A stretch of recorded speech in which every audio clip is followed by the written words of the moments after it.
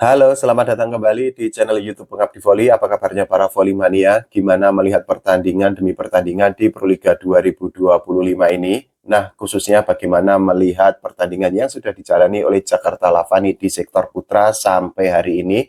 Kita bisa melihat bahwa Dio Yulfikri dan kawan-kawan tampil terlalu OP, terlalu overpower karena mereka seolah belum mendapatkan kesulitan berarti ketika mengalahkan lawan-lawannya. Sampai saat ini Jakarta Lavani memang selalu berhasil menyapu bersih kemenangan dari dua pertandingan yang mereka jalani di seri Semarang dan juga di seri Gresik.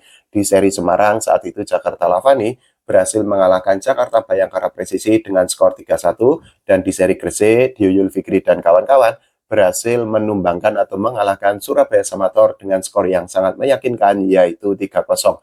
Nah, kita akan membahas apa saja kekuatan yang dimiliki oleh Jakarta Lavani dan juga apa saja kelemahan yang mungkin saja masih dimiliki oleh Jakarta Lavani yang harus diperbaiki atau ditambal untuk menghadapi pertandingan-pertandingan selanjutnya. Kalau kita bicara mengenai dua pertandingan yang sudah dijalani oleh Jakarta Lavani, memang sampai saat ini Jakarta Lavani itu cukup berkeringat ketika mereka menghadapi Jakarta Bayangkara Presisi di Semarang dan saat itu Dio Fikri dan kawan-kawan kehilangan satu set.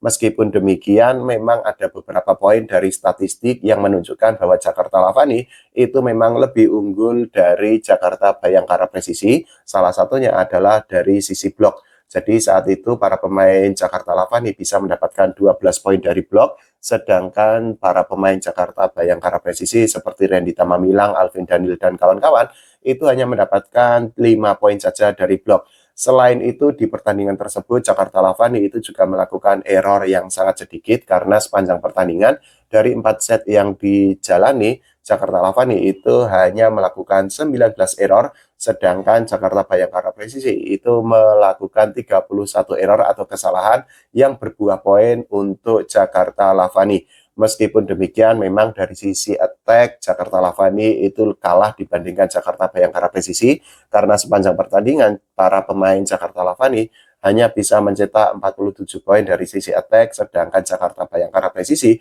bisa mencetak 53 poin dari sisi attack. Untuk dari sisi serve ini bisa dikatakan cukup berimbang, karena Jakarta Lavani bisa mendapatkan 3 poin dari serve, sedangkan para pemain Jakarta Bayangkara Presisi bisa mencetak atau memperoleh 4 poin dari sisi serve. Nah, ketika melawan Surabaya Samator, lagi-lagi Jakarta Lavani itu menunjukkan dominasi yang sangat luar biasa. Dari sisi attack mereka mendapatkan 38 poin, sedangkan Surabaya Samator cuma bisa memperoleh 29 attack.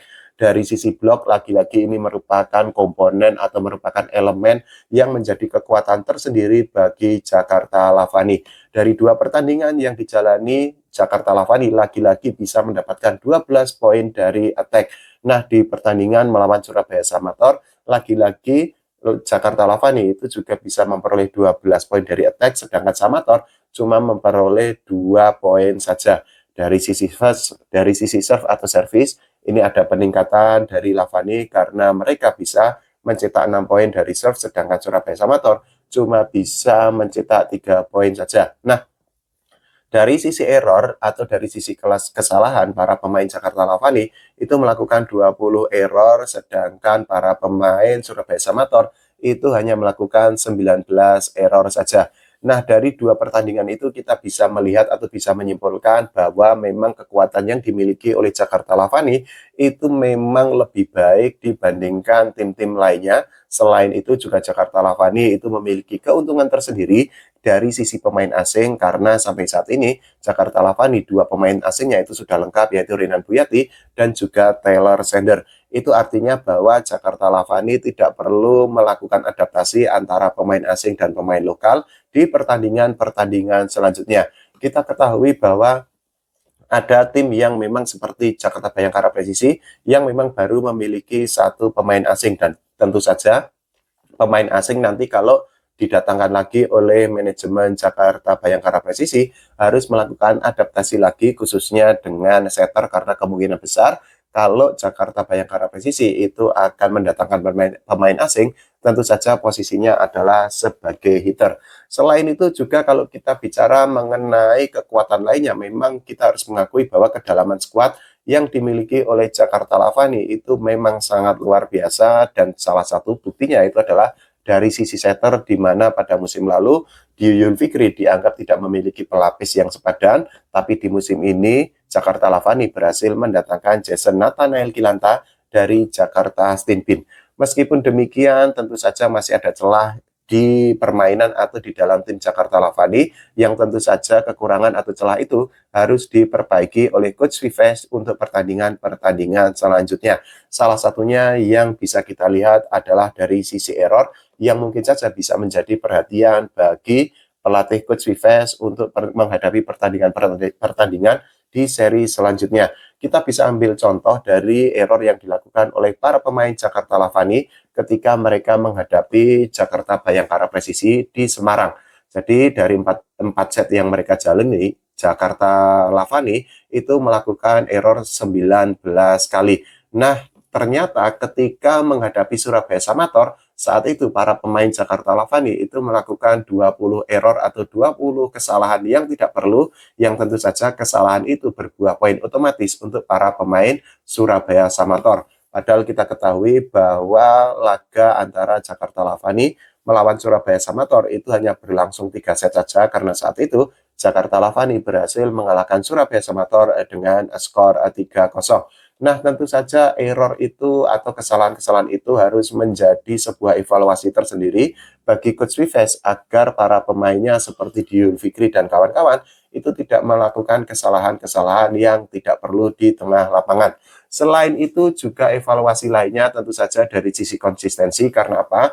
Ini baru di awal musim, dan tentu saja awal musim itu memang beberapa tim atau bahkan kita bisa katakan mayoritas tim di Proliga 2025 ini belum bisa untuk menunjukkan peak performanya, belum bisa untuk menunjukkan kemampuan atau permainan terbaiknya.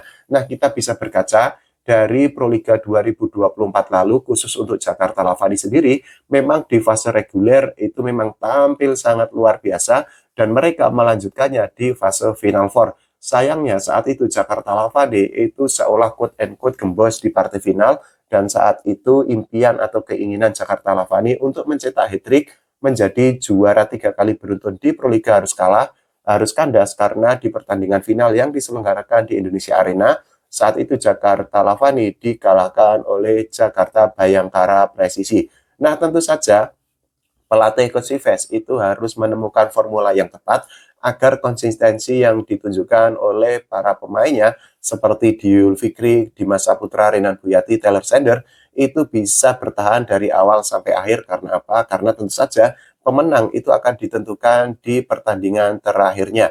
Nah, kalau menurut teman-teman semua, bagaimana mengenai permainan yang ditunjukkan oleh Jakarta Lavani di Proliga 2025? Kita doakan Jakarta Lavani bisa mendapatkan hasil terbaik. Jangan lupa kita berdoa agar timnas Indonesia mendapatkan prestasi tidak hanya di level SEA Games, tapi juga di level Asia dan juga di level dunia. Oke, terima kasih. Sampai jumpa.